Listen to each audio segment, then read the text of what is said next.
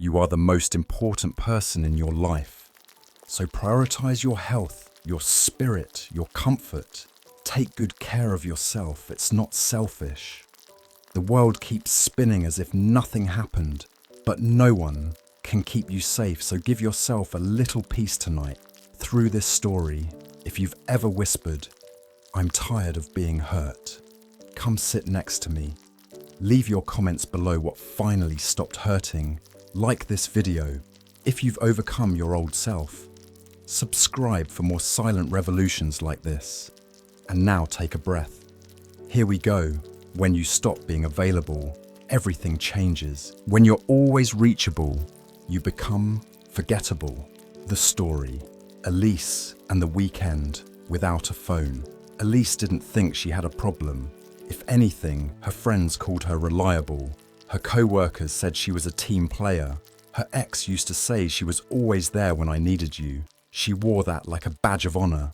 She replied to every message, always said yes to favors. She didn't even put her phone on silent at night just in case. Until the Saturday morning her phone fell into the sink. It wasn't symbolic, it wasn't poetic. It was just slippery fingers and soapy dishes. At first she panicked. What if her manager texted? What if her mum called? What if someone needed her and thought she was ignoring them? The silence was deafening. No notifications, no buzzing reminders of her usefulness. Just stillness. The first few hours were restless. Elise kept checking the blank screen out of habit, like muscle memory trained by anxiety. But by the afternoon, something strange began to happen. She heard birds outside the window. She noticed the wind brushing against her curtains. She picked up a book she hadn't finished in months. By evening, she sat in her kitchen with a cup of tea and whispered something she hadn't said in years. "I don't miss them." Not out of resentment, not out of superiority, but because for the first time in a long time, she was noticing herself again. Being available is not the same as being loving. We confuse availability with love. But let's be honest, they aren't the same. Being always reachable, being the one who never says no, being the person who fixes everything before anyone asks, that's not love. That's survival. It's how we were taught to be valued by being useful, not by being whole. Availability becomes a strategy, a way to keep people close or to prevent their disappointment. But there's a cost. When you're always available, you become predictable. Predictability becomes invisibility, and invisibility leads to exhaustion. Eventually, you stop being appreciated. You start being expected. And the worst part, you trained them to do it. We often say yes, not because we mean it, but because we're afraid. Afraid they'll be upset. Afraid they'll stop inviting us. Afraid they'll replace us. But here's the gentle truth.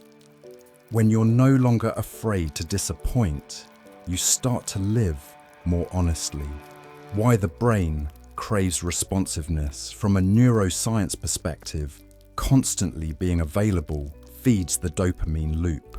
When someone texts you and you reply instantly, your brain releases a small reward. Good job, you connected, you avoided conflict, you maintained the bond. But over time, this reward system backfires. You begin to associate peace with danger, silence with anxiety. Stillness starts to feel like something's wrong. Your nervous system adapts to hyper-responsiveness, and now you're wired to panic when things go quiet. That's not connection. That's addiction to being needed. And here's the healing truth. You don't have to be on call to be loved. You don't have to prove your worth by replying faster than your own heartbeat. Try this, not as punishment, but as an act of peace. The next time you get a message, don't reply for an hour, even if you can, even if it's tempting. In that hour, do nothing performative. Don't clean the house. Don't scroll. Just sit with it. Feel the urge. Feel the story it tells. They'll think I'm ignoring them. They'll get angry. They'll stop trusting me. Let the story pass through you like wind through tall grass. Write down what you notice. How often do you say yes out of fear? Who are you always rushing to serve? And who never checks on your silence? This is not about punishing others. This is about noticing how much of your life is being lived for someone else's comfort. When you reclaim the silence, when Elise's phone finally turned back on Monday morning, her screen filled with missed messages.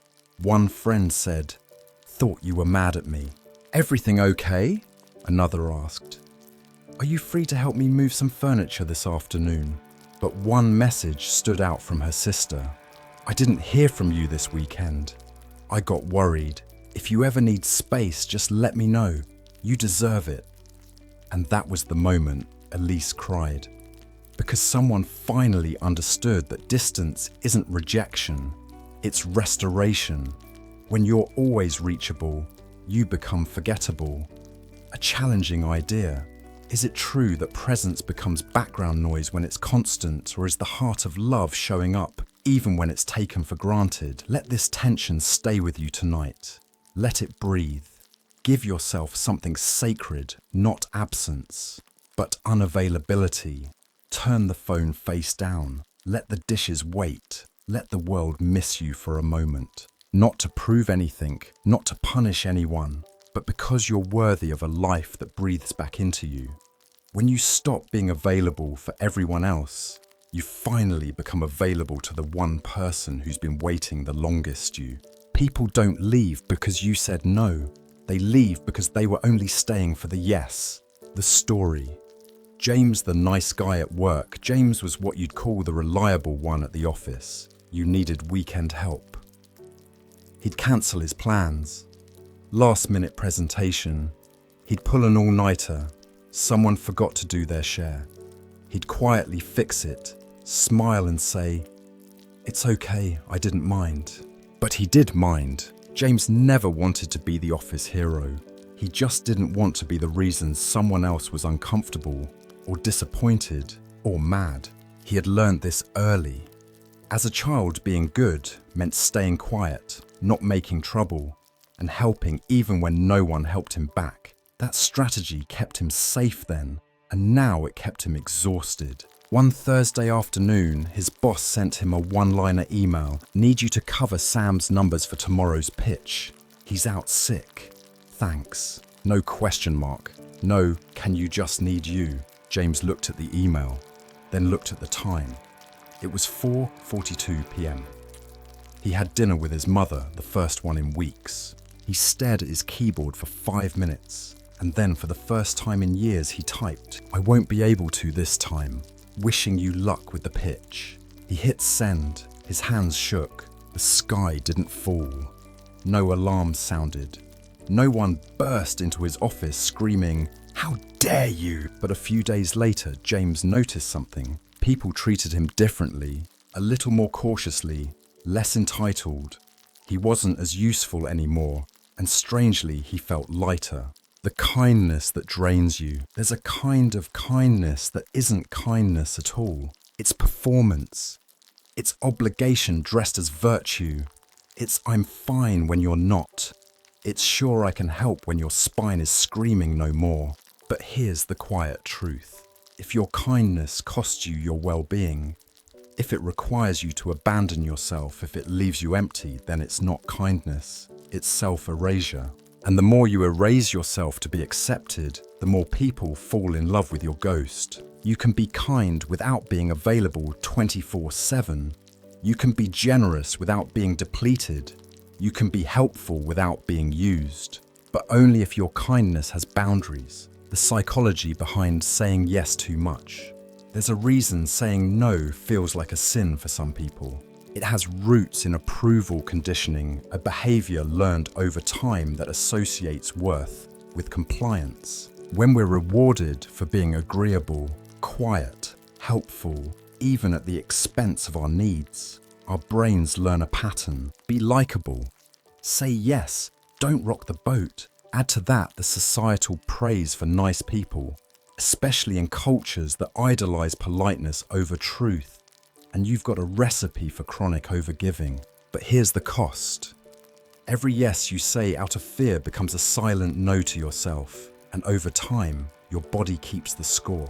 Fatigue, burnout, passive resentment, even illness, because your system cannot carry that imbalance forever. The next time you feel tempted to say yes, pause and ask yourself, am I agreeing because I want to? Would I feel resentful after this? What would happen if I said no? Then, and this is important, say no with grace, not guilt. You can say, I'd love to help, but I don't have capacity right now. That sounds important. I'm not the right person for it this time. No, but I appreciate you thinking of me. You don't owe explanations. You owe yourself protection. What James learned from one no, James didn't turn into a cold person overnight. He still helped his co-workers, still answered questions, still cared. But now his yes meant something, and something strange happened. The people who only saw him as a tool, they drifted. The people who saw his humanity, they leaned in closer. That's the thing about boundaries. They don't drive away the right people. They filter out the ones who only stayed for what you gave, not who you are. People don't leave because you said no. They leave because they were only staying for the yes. Let that echo. Is it possible that kindness without self-respect becomes a trap? Is nice just a softer word for invisible? Or is there a world where kindness and strength can coexist? What do you think? Look at your calendar. Look at your inbox. Look at the places where your yes lives. And ask yourself gently, is this mine to carry? Or did I pick it up out of habit? Being kind is beautiful. But being kind without cost to your soul, that's revolutionary. So be kind, be warm, but let that kindness start with you. You are not the job, the parent, the lover. You are the witness of them all, the story. Maya, the mother who forgot herself. Maya hadn't finished a book in years. Not because she didn't want to, but because her daughter needed help with schoolwork. Dinner needed to be cooked. The house needed to be cleaned. She was a mother, and a good one. The kind who remembered the dentist appointments, made homemade birthday cakes, and stayed up late sewing costumes for school plays. But somewhere between the bedtime stories and school drop-offs, she forgot who she was outside of mum. One night, after tucking in her daughter, Maya walked past the hallway mirror and stopped. She looked at her own reflection for a long time, not to fix her hair, not to check her face, just to ask quietly, do I know this woman? She didn't cry. She didn't panic. But the silence of that moment felt heavier than any scream. That weekend when her sister offered to watch her daughter for a few hours, Maya wandered into a bookstore. She didn't buy anything. She didn't rush. She just wandered, touched the covers, read the first few lines of novels she'd never heard of. And in that soft, unhurried hour, something opened. She felt not useful, not productive, but present. And that presence whispered, you still exist. Your role is not your identity. We're born into labels. Daughter, brother, student. Then we collect new ones. Manager, spouse, parent, caregiver, provider. These roles aren't wrong. Many are beautiful. But problems begin when we forget that these are roles we play, not the totality of who we are. You are not the job. You are not the caretaker. You are not the role others have written for you. You are the awareness beneath them. You are the breath behind the doing. You are the presence that watches it all happen. If tomorrow your title disappeared, if your inbox went quiet, if your children no longer needed your help, would you know what kind of tea you like? Would you know what silence sounds like in your own company? Would you remember how to dream without anyone watching? That's not a crisis. That's an invitation. Why we attach our worth to roles psychologically, we seek identity through function. In early development, being good often meant being useful. Children praised for helping, achieving, or behaving learn a dangerous equation. Doing is love, And this equation becomes the internal operating system. In adulthood, we then use roles, job titles, caretaking success as proof of our worth. But the problem is, these roles can be taken away.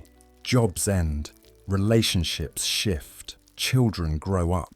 If your worth depends on those roles, what happens when they vanish? An identity built on usefulness is fragile, but one built on awareness, on presence, is unshakable. You can lose the role and still know who you are, but only if you've met that part of yourself beneath the performance. Try this gentle practice. It's not complicated, but it might feel unfamiliar. Sit alone. No distractions. No TV. No phone. Ask yourself, who am I when no one is watching? Write what comes up, not what you do, not who you serve, but how you feel in your own presence. Maybe you'll discover you're funny when no one's around, or you still love painting but haven't touched a brush in years. Or maybe you'll realize you don't know yet. That's okay. The point isn't to fix it. The point is to see it, to look at yourself the way Maya did in that hallway mirror and stay. The turning point for Maya, the bookstore trip, didn't change everything overnight. Maya still cooked, cleaned, cared, but she began carving time, small sacred pockets of time for the woman behind the mother. Sometimes she painted, other times she did nothing at all, and the world didn't fall apart. Her daughter still thrived, her house still stood, but most importantly, Maya no longer disappeared inside her duties. She was more patient, more present, because she no longer poured from an empty cup. You are not the job, the parent, the lover. You are the witness of them all. Let it sit. Are we mistaking function for identity? Are we sacrificing being for doing? Or do our roles reveal who we are rather than hide it? Which do you believe? Tonight, ask yourself gently without judgment. What roles have I worn for so long they feel like skin? And when did I last lay them down? You are not selfish for wanting to know yourself. You are not wrong for missing the person you were before the titles. So tonight, even for 10 minutes, be nobody. And in that sacred absence, feel what it's like to just be. Because the truest you has nothing to prove and everything to remember. Loneliness demands others. Solitude introduces you to yourself. The story. Daniel and the first silent weekend. Daniel had always been surrounded by roommates, by group chats, by back-to-back meetings and dinner plans that felt more like calendar filler than joy. He liked the noise, or so he told himself. It distracted him from the quiet, because in the quiet, the questions returned. What am I doing? Why am I tired all the time? Even when I sleep, why do I feel more alone in a crowd than when I'm actually alone? One Friday, a plan fell through, then another. Suddenly, his weekend was wide open, something that hadn't happened in years. At first, he reached for his phone. He thought of texting someone, anyone, even people he hadn't spoken to in months. But instead, he didn't. He turned the phone off, left it in a drawer, and walked to the nearby lake alone, something he hadn't done since college. No headphones, no companion, just footsteps and sky. At first it was unbearable. The silence felt like punishment, but slowly something softened. He noticed how the light changed the water. He heard his own breathing. He remembered a version of himself who used to write poetry before he became too busy for useless things. He came home that evening, and for the first time in months didn't feel empty. He didn't feel full either. He just felt himself. The difference between loneliness and solitude. Loneliness is a hunger. It aches. It craves. It grasps. It says, where is everyone? Why am I not chosen? What's wrong with me? It comes from disconnection from ourselves, from others, from meaning. But solitude is a return, not a punishment, a presence. Solitude is sitting in a room and not needing noise to feel okay. It's eating alone and tasting your food. It's walking without purpose and still feeling guided. Loneliness waits for someone to come save you. Solitude waits for you to remember you already are someone. One wounds, the other heals. Expert insight. Why solitude feels scary at first. Scientifically, the human brain is wired for connection. We're social beings, and we interpret social exclusion as a threat. In fact, the pain of loneliness lights up the same brain regions as physical pain. That's why solitude, especially when you're not used to it, can feel like withdrawal, like you're missing something vital. But here's what's fascinating. When you practice being alone intentionally, the brain adapts. It begins to release calming chemicals, serotonin, GABA, that help regulate your mood. Your nervous system learns a new story. Alone doesn't mean unsafe. Silence doesn't mean rejection. You stop seeking people to fill the gap and start building a life that doesn't collapse when no one's around. Solitude without distraction. Try this. It's not about isolation. It's about intention. Choose 1 hour. No phone, no screen, no outside input. Be somewhere alone. A park, a cafe, even your bedroom. Don't try to be productive. No journaling, no goal. Just observe. Let the discomfort rise and let it pass. What thoughts appear, what you reach for, how your body responds to the stillness. Ask gently, what is trying to surface when I'm not distracting myself? The weekend that changed Daniel. By Sunday, Daniel had gone 48 hours without unnecessary contact. He hadn't posted, responded, or planned. He had read a book cover to cover. He had gone to sleep without checking his phone. He had even written a page of poetry badly but joyfully. And strangely, he didn't feel deprived. He felt reconnected, not to others, to himself. And the following Monday, something subtle had shifted. He didn't jump to respond to messages. He didn't say yes to plans out of guilt. He started valuing his presence even when no one else could see it. That was the day he learned aloneness is not your enemy. It's your birthplace. Loneliness demands others. Solitude introduces you to yourself. What do you think is loneliness cured by company? Or is it healed by contact with your own spirit? Can someone be surrounded and still be lonely? And can someone walk alone and still feel deeply connected? Let that tension breathe. If no one's texting back, don't panic. If the plans fall through, don't assume it's a reflection of your worth. Instead, ask, what would it feel like to belong to myself? What part of me has been asking to be heard underneath all the noise? Solitude isn't punishment, it's how the soul calls you home. So turn down the volume of the world. Sit beside the fire of your own being and listen. Sometimes your silence teaches louder than your speech ever did. The story. Leo and the quiet exit. Leo used to be the glue in every group. The guy who remembered birthdays, who sent just checking in texts, who stayed on the phone until 2 a.m. when his friends were spiraling. He wasn't just present. He was available in ways most people didn't even notice until they needed him. But slowly something started to shift. He began to feel tired after every conversation, not physically, spiritually. It wasn't that he stopped caring. It's that he started wondering, who's there for me like this? He didn't want drama, didn't want applause for his exhaustion. He just wanted peace. So he began doing something that for him felt radical. He stopped replying, not to be cruel, not to punish. He just didn't have the energy anymore. One friend sent 10 messages over the course of a weekend. Leo saw them, read them, and said nothing. A week passed, then 2. The friend never followed up, and that told Leo everything. It wasn't a friendship, it was a transaction, and his silence broke the loop. Leaving doesn't always look loud. We're conditioned to think wisdom is active.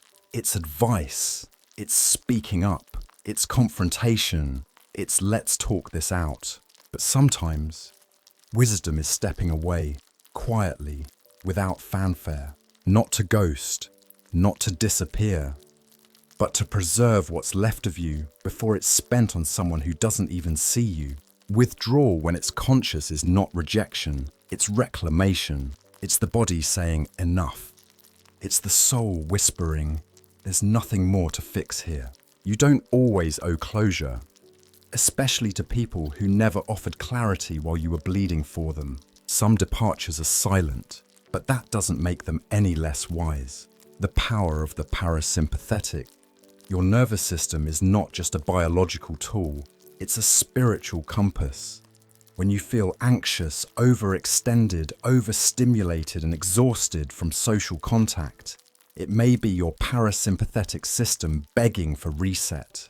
Withdrawal activates what psychologists call the rest and digest mode, a state of quiet healing. In that state, your heart rate slows, your breath deepens, your mind clears. But to access this, you often need distance.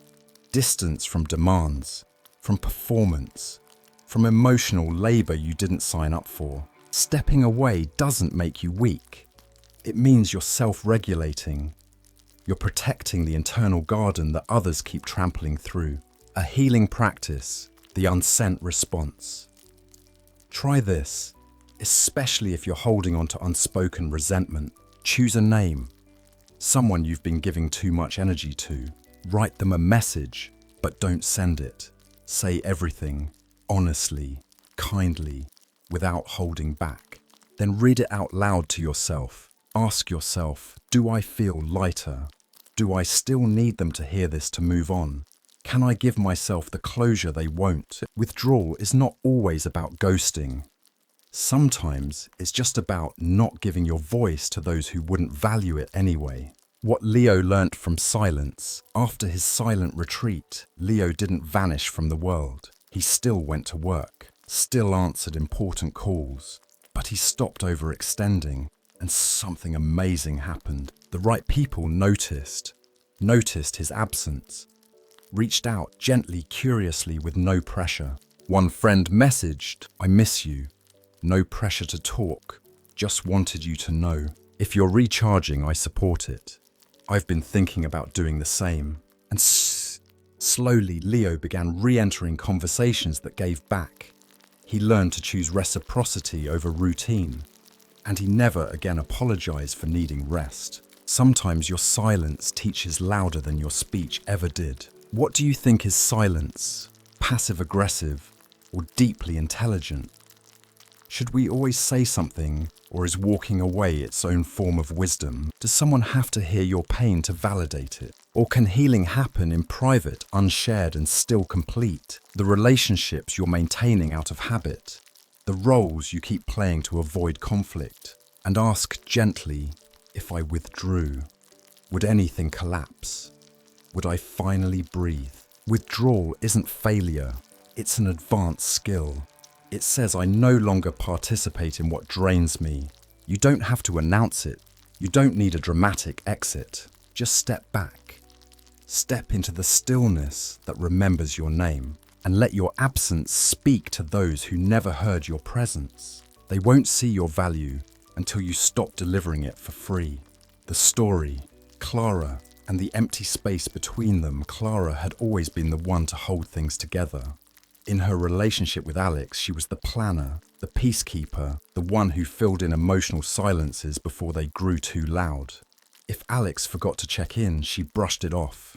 He seemed distant. She closed the gap. Something felt off. She made up for it with more love, more attention, more effort. She told herself that's what love is.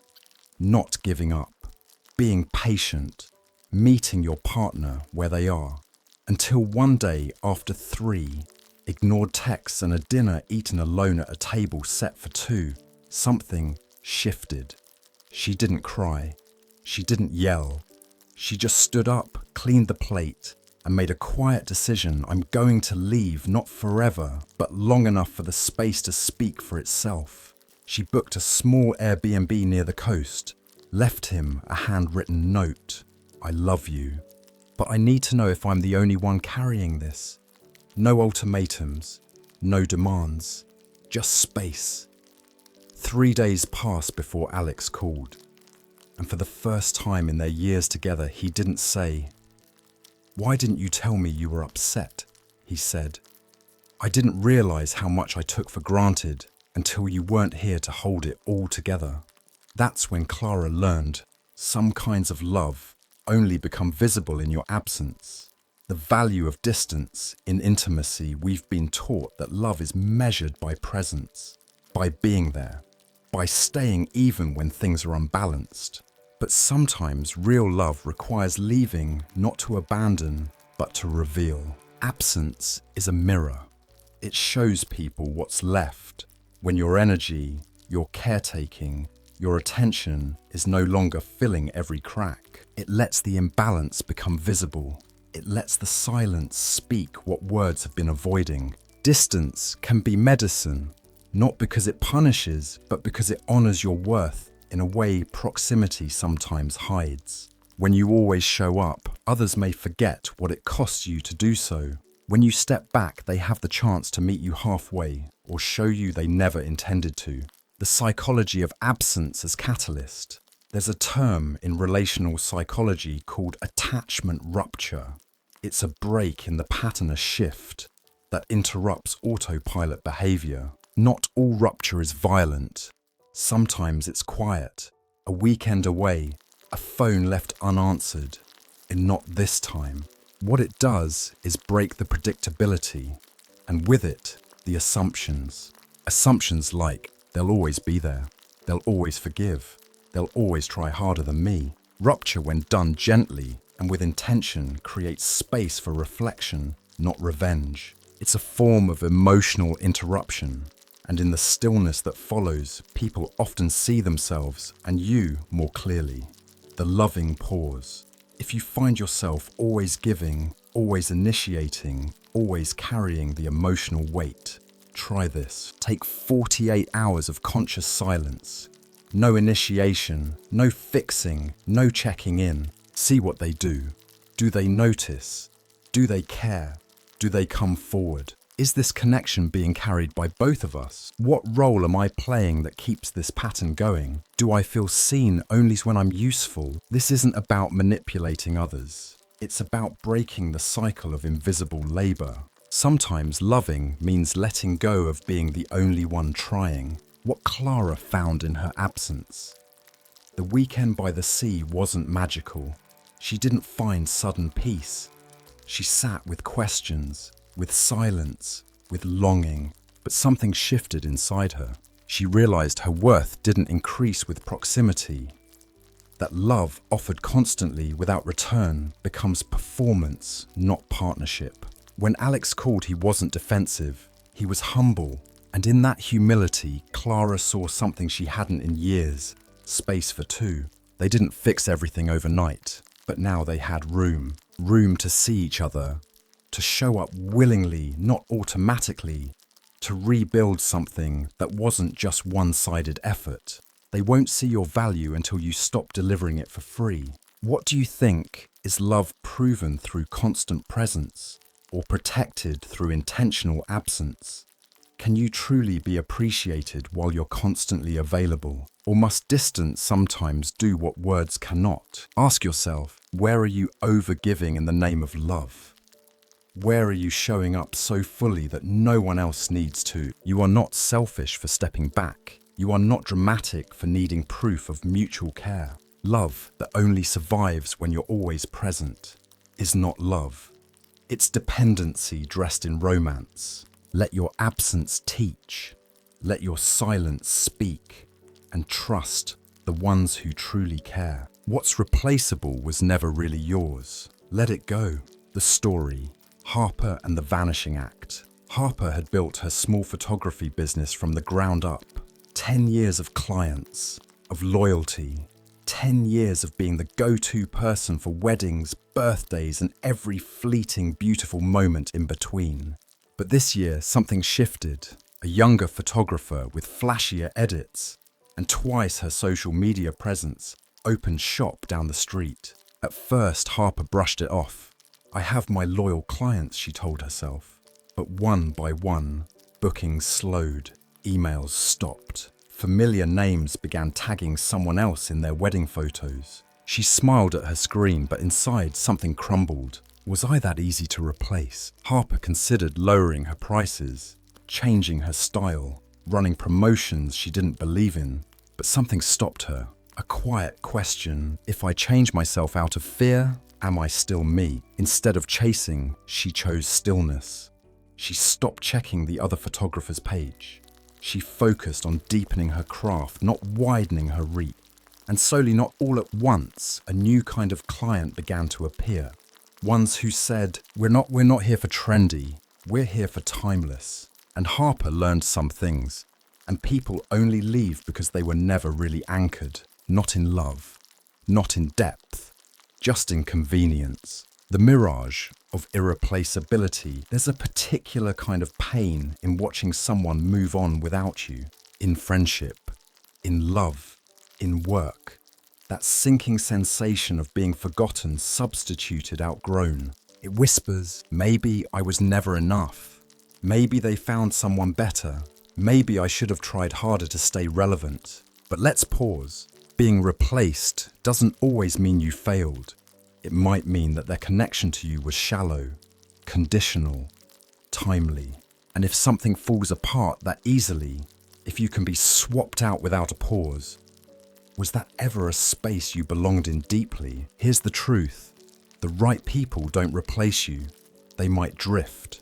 They might pause. But they don't forget. And they certainly don't trade you out like a product on a shelf. What's yours stays when you stand still. What isn't leaves when you chase it. Psychologically, the fear of being replaced ties to our attachment system. When we grow up with conditional love we had to earn by pleasing, performing, or proving. We learn to equate being wanted with being worthy. So when someone stops choosing us, the inner child panics. What did I do wrong? How do I fix it? Who do I need to become now? But healing comes when you stop trying to become anything for anyone. You don't lose value just because someone chooses someone else. You don't lose worth when they move on. Your worth is not in their hands. It was never in their hands. Anchoring back into your own worth. Try this gentle anchor. Name a moment where you felt replaced. A breakup, a friend who drifted, a job you were passed over for. Write a letter to yourself, not to them. A letter that says you didn't fail, you didn't become less, you weren't theirs to keep. Then answer this. What part of you is still trying to prove your value? Sit with that. You don't have to fight for what's yours. You only need to release what never was. What Harper finally understood months past. Harper's calendar wasn't as full as it once was, but it was full of people who saw her. Clients who valued the depth in her photos, not the trendiness of her filters. People who didn't just want a photographer, they wanted her. She no longer feared being replaced, because she no longer lived to be kept. She lived to be herself. And from that place, the world responded, not always with applause, but with respect. What's replaceable was never really yours. Let it go. What do you think? Can someone truly belong to us if they can leave so easily? Should we fight for relevance or trust in rootedness? Is being replaced always about inadequacy or simply misalignment? Let your thoughts stretch. There are no easy answers here. If you find yourself wondering, have I been replaced? Pause, breathe, and ask, was I ever truly received for who I am, or just for what I gave? You are not a placeholder, not a backup plan, not a version to be outdone by someone shinier, newer, louder. You are irreplaceable in the lives of those who see you. Not just your effort, not just your talent, but your essence. Let the rest go. Don't chase, don't shrink, don't shapeshift into someone more palatable. Stand still, stand true, and let what's real come toward you. You teach people how to treat you by how long you tolerate being erased. The story, Nia, and the delayed reply. Nia used to be quick to text back, quick to make plans, quick to solve problems that weren't hers to begin with. She wore responsiveness like a badge of honor. To her, being fast meant being reliable, a sign that you cared. Until one day, her therapist asked her a simple question. What if the silence isn't neglect but a boundary? It took her off guard, because silence had always been punishment in her childhood home. Silent treatment meant she'd done something wrong. So Nia spent her adult life over-explaining, over-answering, over-giving, filling every pause with proof of her worth. But something began to shift. She started small. A few unread messages left unanswered for an hour, then 2, then a full day. She didn't ghost anyone. She just waited. And what she saw was eye-opening. Some people followed up with kindness. Others guilt-tripped her, panicked, or went silent themselves. But a few respected it, matched her new rhythm, gave her space, not suspicion. That was the beginning of a quiet revolution in Nia's life. The day she realized boundaries could be built without words. Just timing. Boundaries aren't spoken, they're practiced. We often think boundaries are grand declarations, bold speeches, firm lines drawn in the sand. But real boundaries, the ones that last, aren't loud. They're behavioral, they're patterns. They're what you do consistently, not just what you say. Silence, when chosen with intention, becomes a form of clarity. You stop chasing conversations that don't feed you. You stop reacting to every nudge. You stop apologizing for needing time, because space isn't selfish, it's sacred. The people meant for you will adjust. They'll ask, "Are you okay?" Not "Why didn't you answer me faster?" And those who only want access, not intimacy, will quietly disappear, offended by your peace. From a behavioral standpoint, what we tolerate teaches others how to behave around us. Psychologists call this operant conditioning, the idea that behavior is shaped by consequences. When you respond instantly, you create an expectation. You drop everything. To help, it becomes routine. You say yes, even though you're tired. People learn that your needs are optional. But the reverse is also true. When you respond slowly, the world slows down.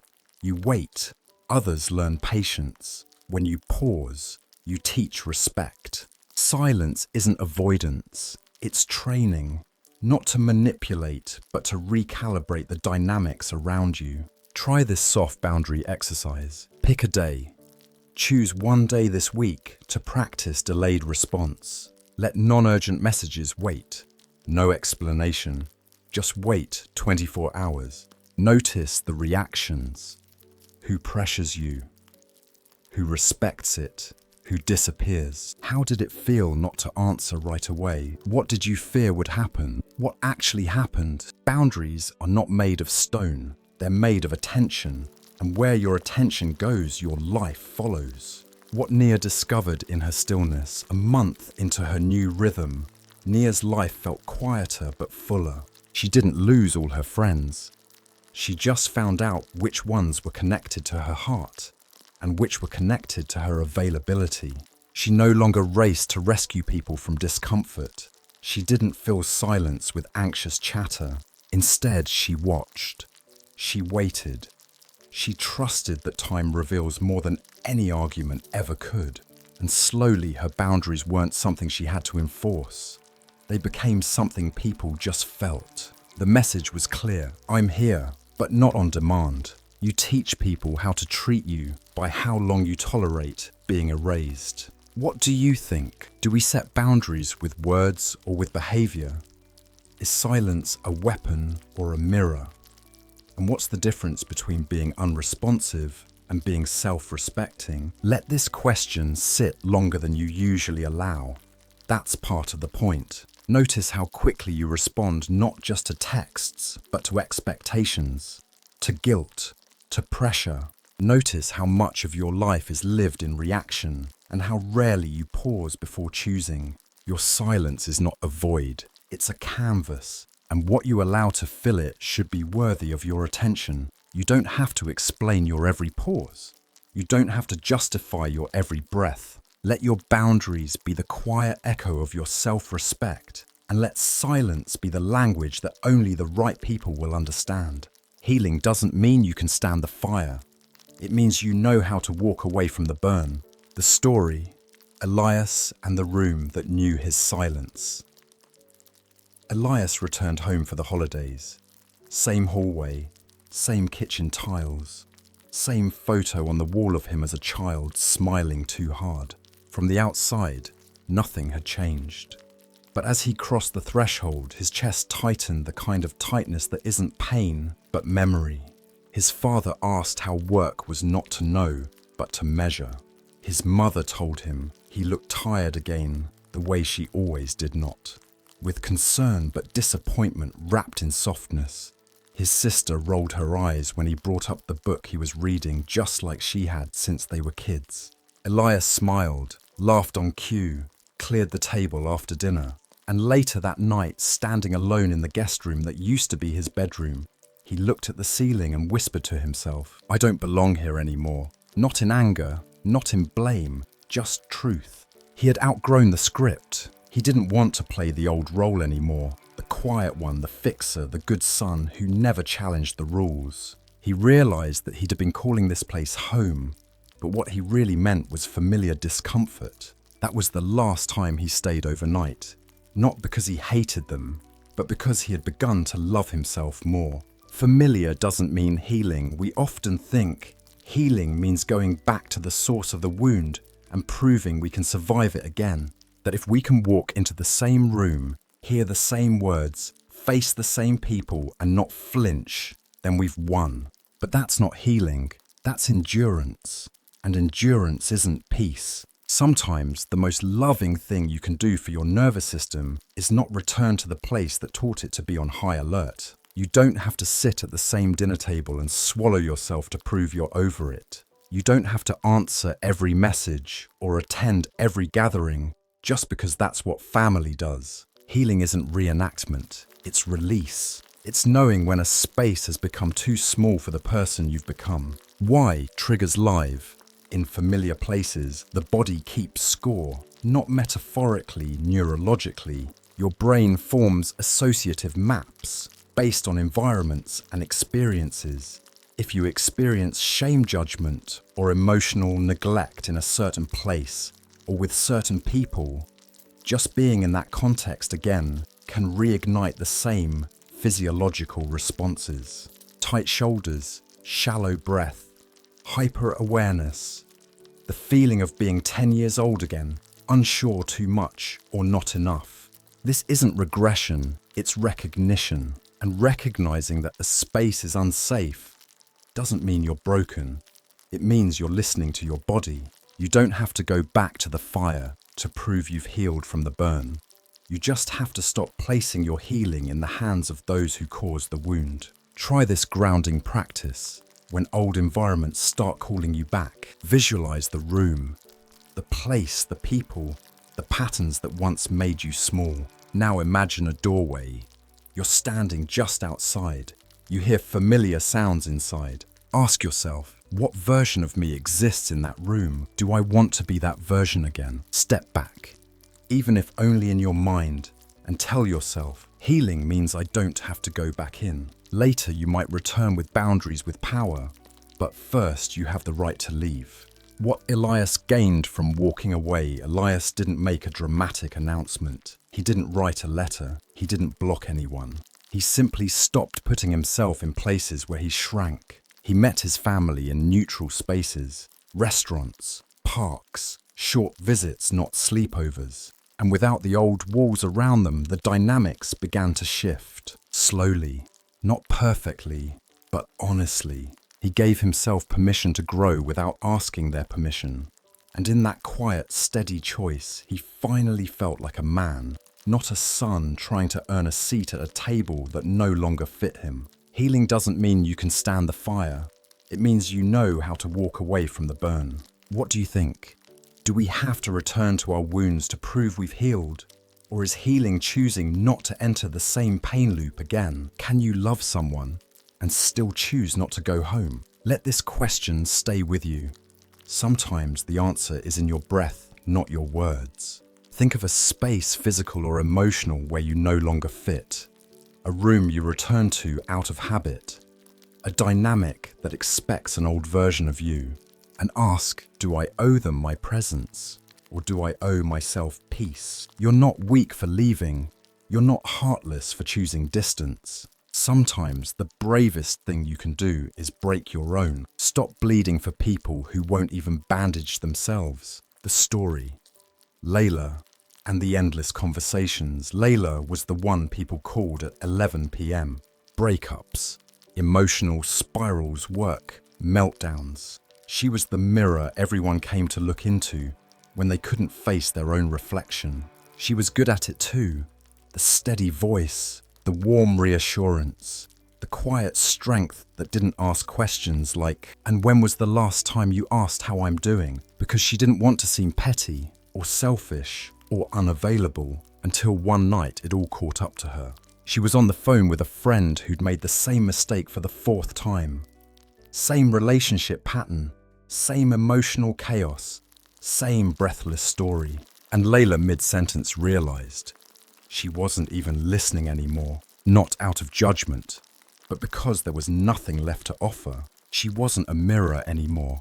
She was a mop, cleaning up emotional spills that didn't belong to her. She ended the call early, said she was tired, which was true. Then she sat in silence for an hour, wondering when she became the person everyone went to, but no one checked in on. That was the night she decided, I'll still reflect, but only when it's mutual, only when it's safe. You're not obligated to reflect for everyone. Being a mirror is a beautiful thing, but not every mirror belongs in every room. Some people come to you not because they want to change, but because you make them feel better without them having to grow. And if you're not careful, you become a container for emotions they never intend to process. Here's the gentle truth. You don't have to be available for everyone's self-work, especially those who treat you like an emotional service, not a human being with your own fragile places. Your empathy is not endless. Your energy is not infinite.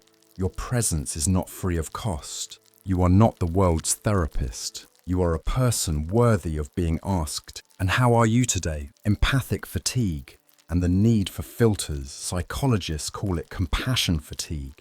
The emotional residue of continually helping others without reciprocation. It's not just being tired.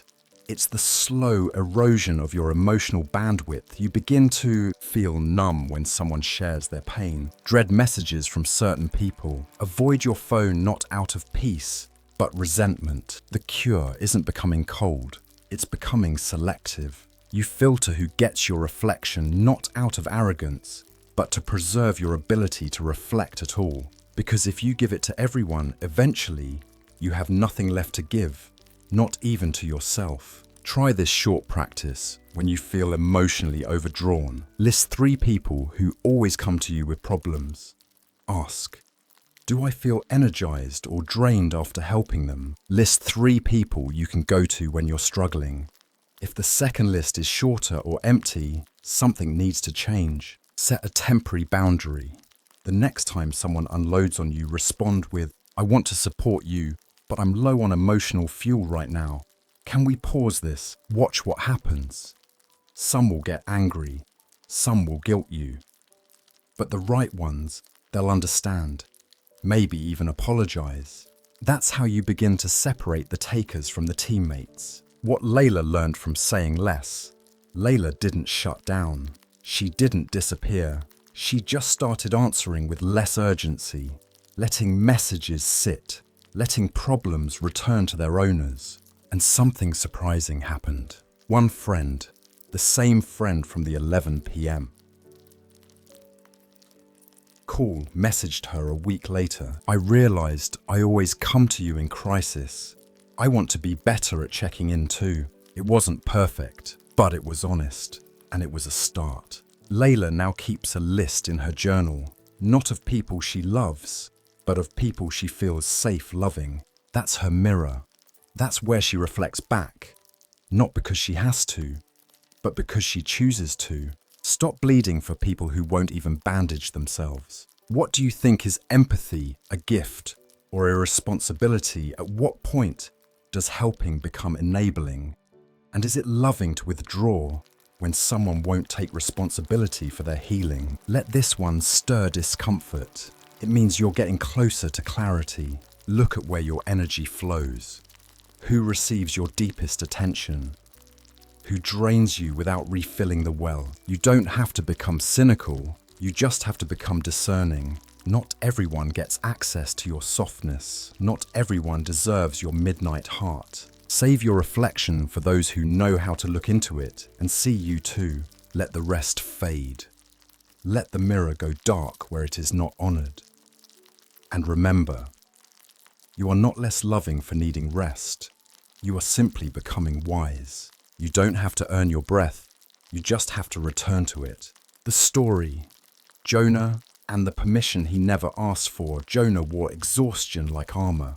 Emails at midnight, meetings before sunrise, 2 phones, 3 calendars, 0 quiet. He used to tell people he was just driven. But deep down, he was afraid that if he ever stopped even for a moment, everything would fall apart. Or worse, someone else would pass him, outperform him, replace him. He wasn't chasing success anymore.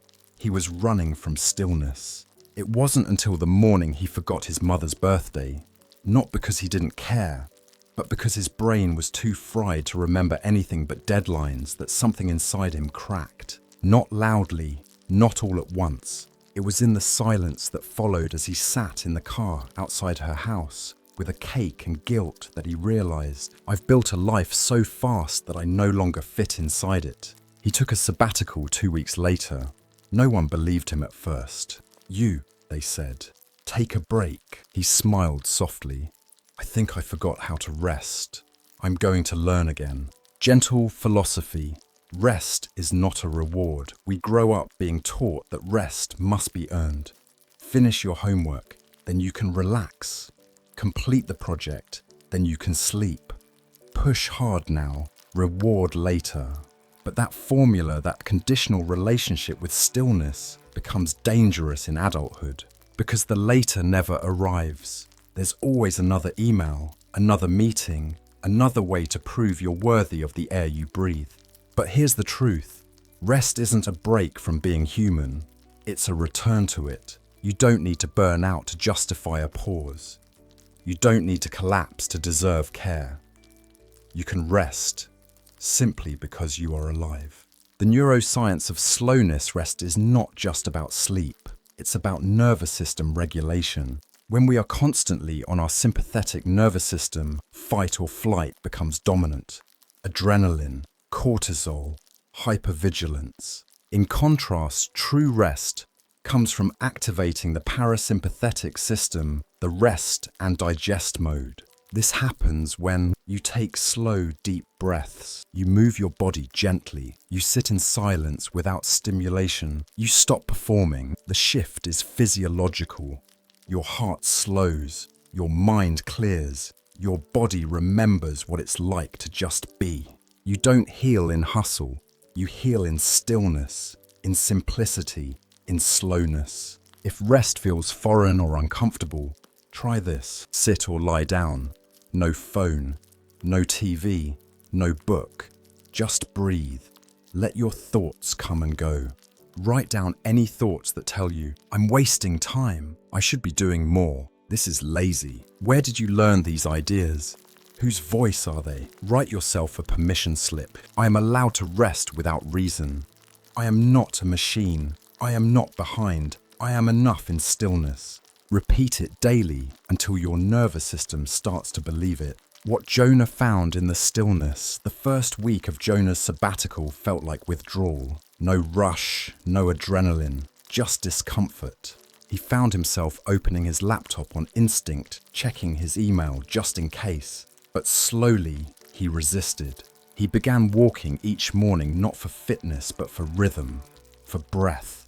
He made breakfast slowly, called his mother every Sunday, read a novel that didn't teach him anything except how to slow down. By the 3rd week, he felt emotions he hadn't named in years. Satisfaction, gentleness, presence. He began to sleep through the night, not because he was exhausted, but because his body no longer feared rest.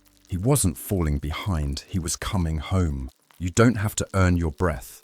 You just have to return to it. What do you think is rest? Something we earn or something we've forgotten how to allow? Can stillness be productive?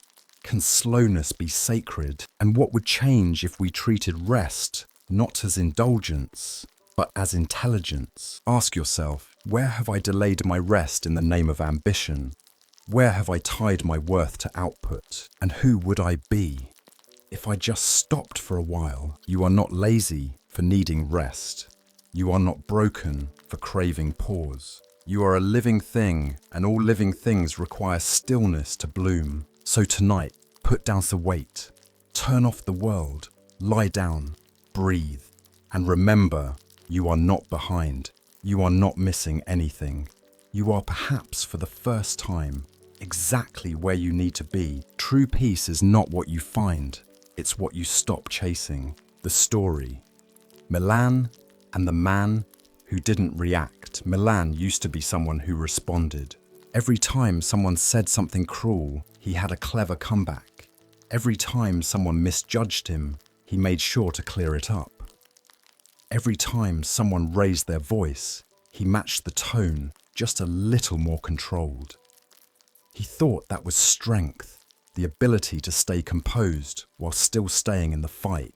But it wore him out. He was respected, yes, even admired sometimes, but never truly at rest. Because when you're always preparing to be misunderstood, you never let your shoulders drop. The shift came quietly, not in a grand event, not in a breakdown. It came on a normal Thursday, standing in line for coffee. A stranger, frustrated and impatient, snapped at him. "Could you move? Some of us have places to be." The old Milan would have responded, sharp, calm, powerful. But that day, he didn't. He just looked at the man, then moved, then ordered his coffee, then sat by the window and let the sun fall across his hands. He felt nothing, no rage, no tightness in the chest, no inner courtroom debate. And that's when he knew, I didn't lose the moment, I just stopped needing to win it. That was the moment Milan realized peace wasn't something he was protecting. It was something he had become. Peace that isn't performed. Many of us mistake peace for passivity, for staying quiet, for being polite, for smiling through discomfort and calling it maturity. But that isn't peace. That's performance. That's tension in slow motion. Real peace doesn't need to impress anyone. It doesn't flinch when misunderstood. It doesn't beg for agreement. It doesn't enter rooms just to prove it belongs. Real peace says, I know who I am. I don't need to be seen to stay solid. When peace becomes who you are, it shows in your breath, in your pauses, in how you let people be wrong about you and keep walking. Expert insight. The biology of inner stillness. From a neurological standpoint, inner peace is measurable. It's called vagal tone, a biological indicator of how well your body can return to calm after stress. High vagal tone means your heart rate stabilizes quickly after conflict. Your breath stays slow and deep even under pressure.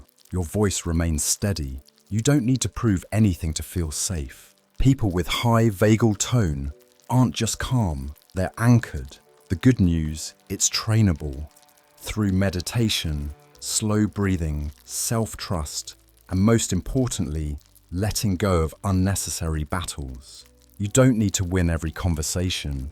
You just need to stop bleeding energy into ones that don't nourish you. Here's a small way to return to yourself. When someone says something that pokes you, pause. Count to 3.